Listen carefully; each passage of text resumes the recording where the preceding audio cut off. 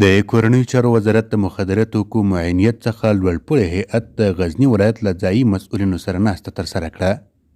نن ورځ یکشنبه مخکې له غرمې چې د 1443 هجري قمري کال د 1119 نیټې سره برابره ده، د غزني ولایت مقام د غونډو په تالار کې د کورنیو چارو وزارت مخدره توکو سره د مبارزې معاینیت شاه محمد احمدي او ورسره مل پلاوي د غزني ولایت مرستیال مولوي سید محمد حنیف باده سره په داسې حال کې ناسته ترسره کړه چې د یاد ولایت نورو مسؤلینو هم ګډون درلود.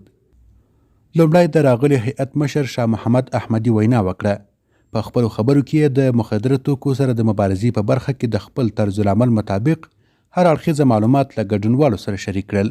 ښاغلي احمدي وویل چې د امیر المؤمنین حفظه الله له لوري فرمان صادر شوی چې په ټول هیواد کې د ولایت والی یا مرستیال والی لاندې یو مشترک کمیسیون جوړیږي چې ولایت مقام او اړوند ریاستونه به پکې شامل وي. یاد کمیسیون به له خپل عالی کمیسیون سره په رابطه کې وي. د مخدره توکو سره به په روږدو کسانو د تداوي او نورو برخو کې کوښښ کوي. هغه کسان چې په مخدره توکو مبتلا شوي تداوي پرې وشي او په راتلونکي کې د نورو هیوادوالو مخه ونیول شي چې په دا ناوړه عمل مبتلا نشي او د دې ناوړه عمل کچه صفر ته ورسیږي.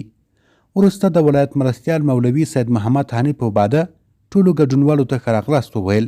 په خپلو خبرو کې یې زیاته کړه چې هغه کسان چې په مخدره توکو مبتلا شوي باید ټول یې د تداوي په برخه کې کوښښ وکړو چې مخنیوی یې وشي تر څو د جنایي جرمونو بې نظمیو مخه ډپ شي.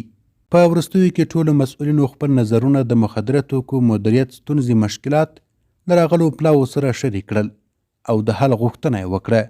په اخر کې د مخدره توکو او په هغه کسانو چې په مخدره موادو مبتلا شوي د تداوی په برخه کې لازم تصامیم په پام کې ونیول شول.